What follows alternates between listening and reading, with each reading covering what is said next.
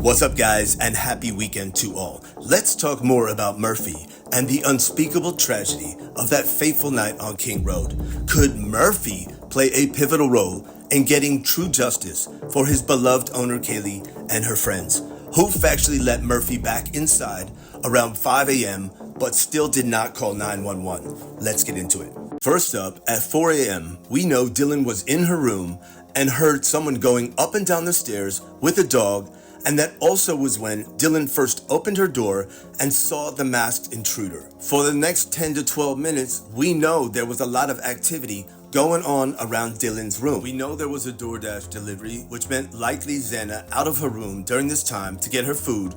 At the same time, two brutal homicides by edged weapon occurred directly above her. As we know, the coroner reported extensive wounds, and one victim assaulted so badly she was rendered unidentifiable. Think about that. Now, it's important to keep in mind, we know at some point that Murphy is put outside because at 4:17, which is the same time when allegedly Xana and Ethan are being attacked, we know the dog is caught barking on the 1112 ring cam. And it's not till 4:19, a full 20 minutes later, that Dylan would start calling Kaylee, Maddie, and Xana, all of which go unanswered. And then just a few minutes later is when Dylan starts texting Bethany at 4:22.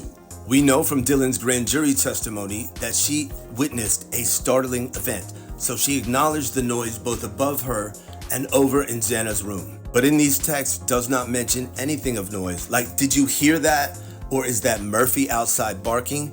They're both strictly focused on the masked intruder. And another 10 minutes pass, and mind you, Murphy is still outside, barking continuously, and Dylan sends her final call and text of the evening to Kaylee saying, quote, "Please answer." So after all of this chaos and carnage inside 1122 King, we know that Murphy continues to bark non-stop for an additional 20 minutes, but Dylan is seemingly quiet the entire time.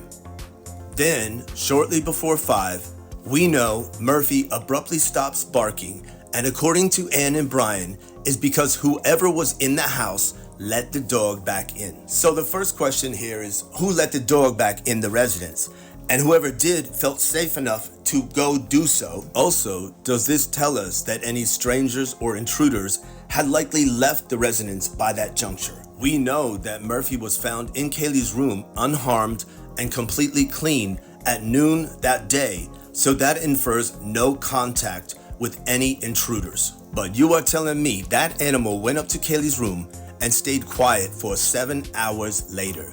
That dog was not going absolutely berserk for his owner Kaylee and did not sense any of the chaos and carnage that had transpired whilst outside. So the prominent question becomes, if Kaylee and Maddie were alive, would they not have let Murphy back into Maddie's room at some point where he would have stayed quiet? But as we know, Murphy was likely acting manic, and that in itself, in addition to all of the things that they had just heard and seen, would not prompt Dylan or Bethany to go up in person at any time for the next 7 hours to investigate or check in on their friends. Or as an alternative, call cops to come over and check things out for you. We are supposed to believe that that dog, after all that had transpired in that evening, was acting absolutely normal and not trying to tell others inside that residence that he sent something very, very wrong.